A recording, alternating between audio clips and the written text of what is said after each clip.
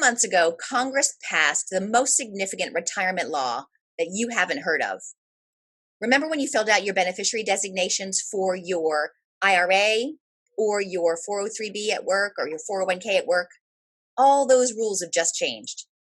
And the people you care about may end up with a lot less money. I'm Stephanie McCullough, founder of Sofia Financial in suburban Philadelphia. I am devoted to reducing the money stress faced by professional women. I'm joined by two guests here today to talk about this new law. Rebecca Sallen, who is an estate planning attorney practicing in Pennsylvania and New Jersey, who has a great approach to making this complicated stuff simple for her clients. And Kevin Gaines, my partner, who is a certified financial planner at American Financial Management Group, and he loves to geek out about all things retirement. You need to know about the Secure Act because it changes several rules about these retirement accounts. And when I say retirement accounts, I mean IRAs, 401ks, and 403bs. If you don't make adjustments, you may end up in a situation you really don't intend. And note, there is no lead time here. Congress passed the law at the end of December, and it went into effect January 1. So we're already in the new regime.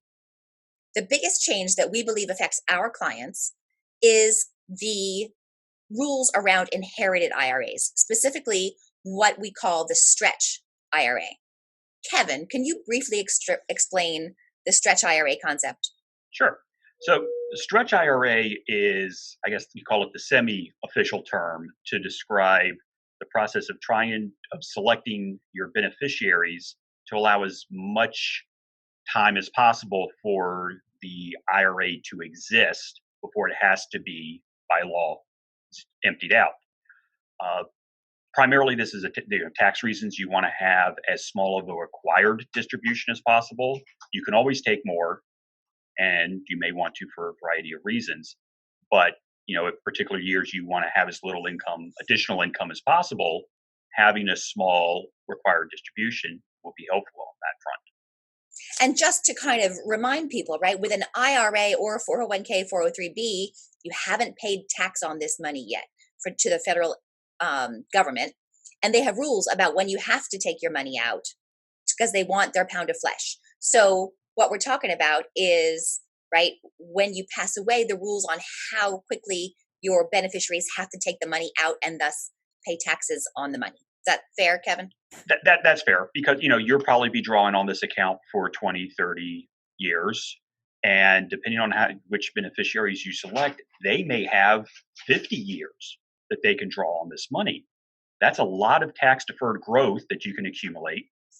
And, again, because the amounts will now be smaller over this lifespan, it gives you your beneficiaries a lot more discretion on the timing.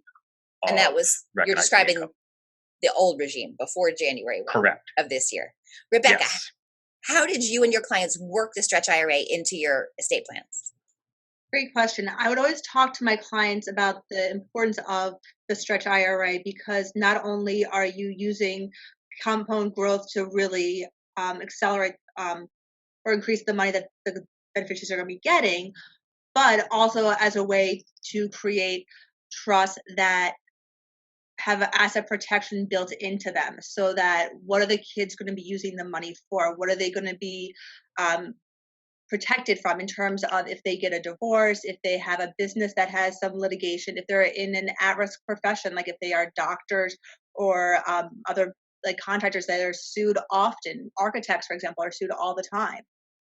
So we always talked about how to use the Stretch as a way of protecting the money, not only from the kids, but also for the kids. Got it.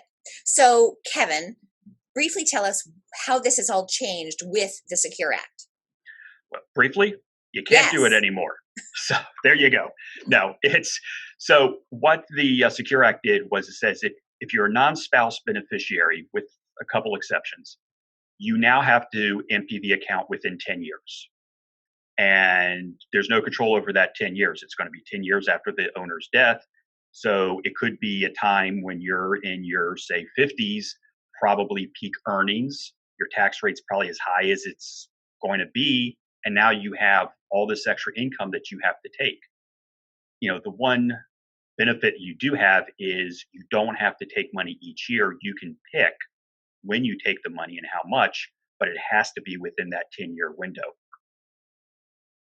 All right. So, Rebecca, what do you see as the biggest implications and how is it going to impact your clients? Absolutely. My biggest concern with the lack of the ability of the stretch anymore is that there is no asset protection. There's no asset protection if you get divorced. There's no asset protection if you get sued. But also, more than that, you're giving a whole bunch of money to someone and you have no ability to say how they're going to use it. And that for me is very scary because when people tend to get these large chunks of money, bad things can happen. All right, so that's our overview. We're going to have a series of other videos to go into more detail, but please, we want everybody to realize we are not giving you tax advice, estate planning advice, financial planning advice. This is educational. What we really like you to do is contact your professionals, bring this up. This is an important issue that you want to take a look at your plans again to make sure things are lined up the way you want them. So join us for video 2 down below.